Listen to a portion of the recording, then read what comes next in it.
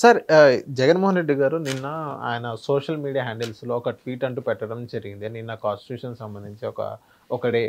So Ambedkar గారి గురించి ఆయన రాసిన రాజ్యాంగం గురించి మొత్తం చెప్పారు. చెప్పిన తర్వాత ఫస్ట్ 2 పారాస్ అంబేద్కర్ గారి గురించి ఉన్నాయి. కింద ఈవీఎంస్ గురించి మాట్లాడారు. మిగతా రాష్ట్రాల్లో బ్యాలెట్ పేపర్ యూజ్ చేస్తున్నాగా ఇక్కడ ఎందుకు ఈవీఎంస్ ఎందుకు యూజ్ చేస్తున్నారు?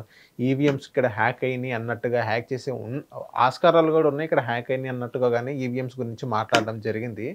దీనిపైన మీరేమంటారు సార్? జగన్మోహన్ రెడ్డి గారు ఫస్ట్ నుంచే ఈవీఎంల మీద దృష్టి పెట్టాలని ఫస్ట్ నుంచే జగన్మోహన్ రెడ్డి గారు ఓడిపోయినప్పటి నుంచి జగన్మోహన్ రెడ్డి గారు చెప్పుకుంటూ వచ్చారు.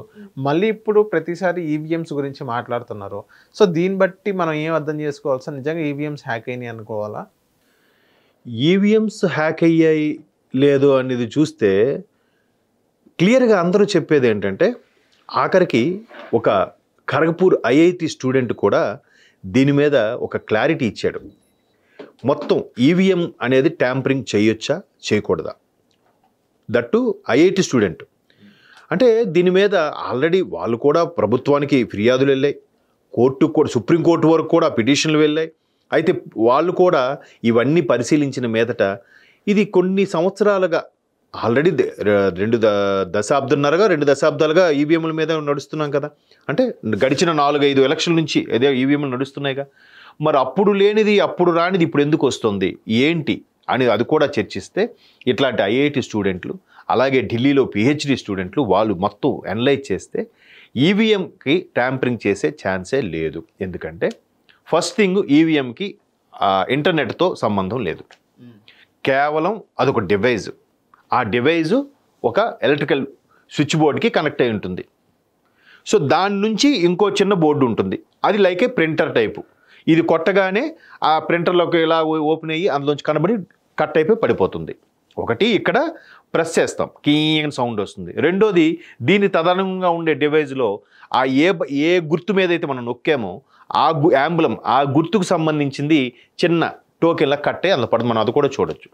దీనికి ఎక్కడా కూడా ఇంటర్నెట్తో అనుసంధానం కానీ శాటిలైట్తో అనుసంధానం కానీ లోకల్ ల్యాన్ అంటారు, లోకల్ ఏరియా నెట్వర్క్ అని, అలా ల్యాన్తో వాటికో ఏవైనా కనెక్ట్ చేసే ఇది కాదు. కాబట్టి దీనికి ట్యాంపరింగ్లు హ్యాకింగ్లు అయ్యే అవకాశం లేదు అని ఐఐటి స్టూడెంట్స్, నేనైతే ఐఐటి వాడిని కాదు, నాకు ఇన్ఫర్మేషన్ టెక్నాలజీ గురించి ఏం తెలియదు, నేను సైన్స్ స్టూడెంట్నే కానీ నాకు తెలియదు, అంటే సాధారణ సిటిజన్గా చెప్తున్నాను. అలాగ వాళ్ళతో కంపేర్ చేసుకుంటే చాలామంది సాఫ్ట్వేర్లకు కూడా వాళ్ళకి ఒక అవగాహన ఉండి వాళ్ళు కూడా అవునండి దీనికి అది జస్ట్ ఒక ఎలక్ట్రికల్ ఇన్స్ట్రుమెంట్ లాంటిదే తప్ప దానికి హ్యాక్ చేయడానికి కానీ లేదంటే ట్యాంపరింగ్ చేసే అవకాశం లేదని చెప్పారు. దాన్ని కోర్టు కూడా సబ్మిట్ చేశారు. కోర్టు కూడా ఇన్నేళ్ళుగా నడుస్తుంది దాన్ని ఇప్పుడు దీన్ని ఇలాగ అడగడం వల్ల ప్రజాస్వామ్యాన్ని మీరు అపహాస్యం చేసినట్టే లెక్క. ప్రజాస్వామ్యంని, ఈ రాజ్యాంగపరంగా నడుస్తున్న ప్రజాస్వామ్యాన్ని, ఇంత అతిపెద్ద రాజ్యాంగంగా పరిగణించబడే భారత ప్రజాస్వామ్యాన్ని మీరు అనుమానిస్తున్నారు అంటే అవమానిస్తున్నట్టే లెక్క అని సుప్రీంకోర్టు కూడా దాన్ని కొట్టేసింది. ఇది మనం చూసాం కూడా.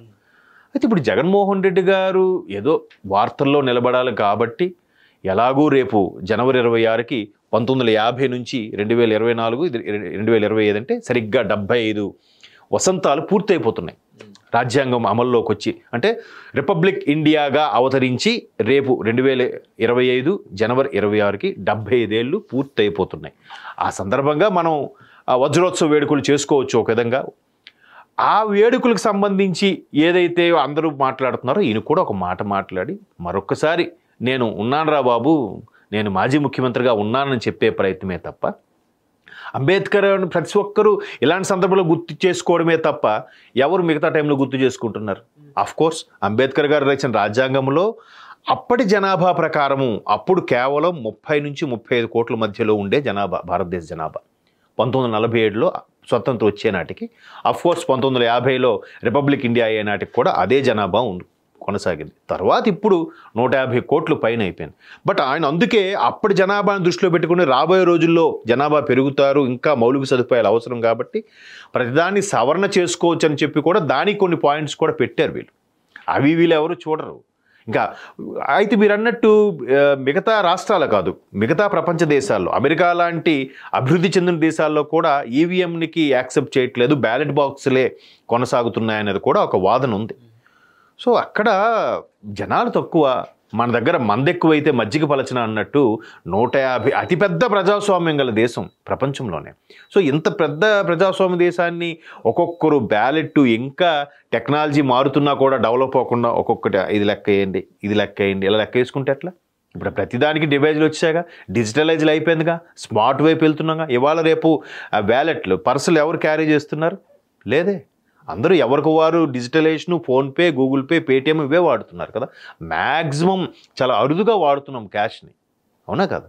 సో దాన్ని ఏదో జగన్మోహన్ రెడ్డి గారు ఓకే అన్నారు, బాగానే ఉంది. ఇప్పటికీ జగన్మోహన్ రెడ్డి గారు డైజెస్ట్ చేసుకోలేకపోతున్నారా సార్? ఐ మీన్ ఆయన ఓటమికి, ఆయన గెలుపు, పవన్ కళ్యాణ్ గారు అండం జరిగింది అసెంబ్లీలో, ఆయన గెలుపు తీసుకున్నారే కానీ ఏదైతే ఓటమి ఉందో ఆయన తీసుకోలేకపోతున్నారు, అందుకే ఆయన అసెంబ్లీకి రాలేకపోతున్నారు అన్నట్టు చెప్పారు. ఇప్పటికీ కూడా ఆయన ఈవీఎం మీద దృష్టి పెట్టాలనే విధంగానే చెప్తున్నారే తప్ప ఆయన తప్పులు ఎక్కడ చేశారో దాని గురించి మాట్లాడట్లేదు. అవును అవును, అదే చెప్తున్నాను కదండి. రియలైజేషన్ అనేది మనిషికి అవసరం. తర్వాత రాజకీయాల్లో గెలుపోవటంలో సహజం. ఇప్పుడు పవన్ కళ్యాణ్ లాంటి వ్యక్తి 2 చోట్ల కూడా ఘోర పరాభవం జరిగింది. 3వ రోజు బయటకు వచ్చాడుగా జనాల్లోకి, వచ్చి ఏమన్నాడు? నాకు అర్థమైంది, ఇప్పుడిప్పుడే అర్థమవుతుంది, నేను మీ నమ్మకాన్ని చూరగొనలేకపోయాను, మీరు నా మీద నమ్మకం పెట్టుకోలేదు అంటే నేను ఇంకా కష్టపడి పనిచేయాలి, నేను ఇంకా మిమ్మల్ని నమ్మించే ప్రయత్నం చేయాలి, దానికోసం నేను ఏదైనా చేస్తా. ఇంకొకటి కూడా వాడాడు ఆయన, నాకు తెలిసి భీమవరం, గాజువాక రెండిట్లో పోటీ చేసి ఓడిపోయారు కదా 19లో. భీమవరంలో కానీ గాజువాకలో కానీ కాపు సామాజిక వర్గం కొంచెం పర్సంటేజ్ ఎక్కువగా ఉన్న ఏరియాలు ఈ 2. సో ఈ రెండిట్లో కూడా నేను ఆ సామాజిక వర్గం చెందిన వ్యక్తిని కదా నన్ను గుడ్డిగా గెలిపించకుండా మీరు మంచి నిర్ణయం తీసుకున్నారు, మీకు నచ్చిన నిర్ణయం తీసుకున్నారు, నేను దాన్ని స్వాగతిస్తున్నాను. సరే, మీకు నమ్మకం కలిగేలాగా, మీకోసం పాటుపడుతున్నాను, మీకోసం ప్రశ్నిస్తున్నాను అనిపించేలాగా మీ ఇవాళ నుంచి నేను పనిచేస్తానని చెప్పి ప్రామిస్ చేశాడు. అది కదా రాజకీయ నాయకుడు అంటే. అది చంద్రబాబు నాయుడు గారు 14 సంవత్సరాలు ముఖ్యమంత్రిగా ఉన్న వ్యక్తి, ఇప్పుడు ఈసారి 5 సార్లు అయితే 19 హైయెస్ట్ రికార్డ్ అది ఆంధ్రప్రదేశ్ చరిత్రలో. సో మరి అటువంటి ఆయన ప్రతిపక్షంలో లేడా? ఉన్నాడుగా, విమర్శలు ఎదుర్కొన్నాడుగా, మాట్లాడాడుగా, ప్రతిస్పందించాడుగా, వాకౌట్ అయ్యాడుగా. ఆయన ఫ్యామిలీని, ఆయన భార్యని అవమానపరిచినా కూడా మళ్ళీ మాట్లాడాడుగా, బయట జనాల్లోకి వచ్చాడుగా. ఆ 4 గోడల మధ్యన కూర్చొని అక్కడే ప్రెస్ మీట్ పెట్టి, అక్కడే అధికారులతో మాట్లాడి, అక్కడే మంత్రులతో మాట్లాడి లేడుగా. ఎక్కడికడితే అక్కడ, పైగా వయసు, ఇప్పుడు వయసు మీద పడే కొద్దీ చేదస్తం వస్తుంది, ముసలి వాళ్ళు అయిపోతున్నప్పుడు చిన్నపిల్ల మనస్తత్వం వస్తుందని అంటారు. మరి ఆయన వస్తున్నాడుగా, తీసుకుంటున్నాడు కదా, మరి మీరు తీసుకోండి.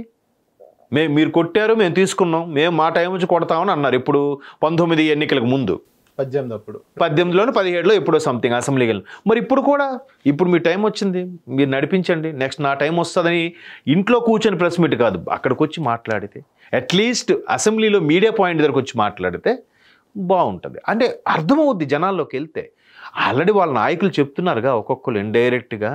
ఆయన ఎవరు, జక్కంపూడి రాజా, కరణం ధర్మశ్రీ గారు, బాలినేని శ్రీనివాసరెడ్డి గారు, ఎంతమంది అండి బయటకు వచ్చి చెప్తున్నారు. కొంతమంది పరోక్షంగా చెప్తున్నారు.